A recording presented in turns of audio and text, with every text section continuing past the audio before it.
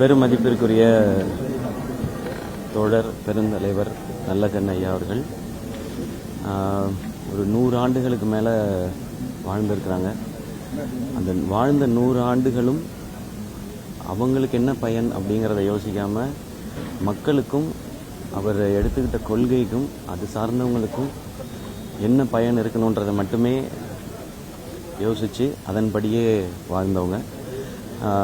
இப்படிப்பட்ட ஒரு மாபெரும் தலைவர் வாழ்ந்த இந்த காலகட்டத்தில் நானும் வாழ்ந்திருக்கேன்றதே எனக்கு ஒரு பெருமையாக பார்க்குறேன். அவர் மேலே எப்போவுமே ஒரு பெரிய ஈர்ப்பு உண்டு. ஏன்னா அவங்களுடைய பயணம் அந்த மாதிரியானது.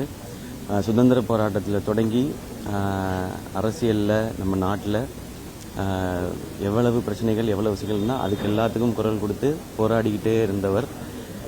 இன்னைக்கு அவருடைய கடைசி மூச்சு வரைக்கும் போராடிய ஒரு மாபெரும் தலைவர். அவருக்கு என் சார்பாகவும் என்னுடைய குடும்பத்தின் சார்பாகவும் என்னுடைய ரசிகர்கள் எல்லார் சார்பாகவும் வீர வணக்கம் செலுத்துறதுக்காக தான் இங்கே வந்தேன். இன்னும் அவங்க பெரிய எல்லார் மனசுலையும் உயர்ந்து நிற்கிறதுக்கு இன்னும் ஒரு காரணமாக இன்றைக்கி அவங்களுடைய உடலையும் அவங்க மருத்துவக் கல்லூரிக்கு தானம் செஞ்சுட்டு தான் போயிருக்காங்க. இறந்த பிறகும் பயனுடைய ஒரு விஷயத்தை செஞ்சுட்டு போயிருக்காங்கன்றதே ரொம்ப ரொம்ப ரொம்ப இன்ஸ்பைரிங்கான ஒரு மனிதர்.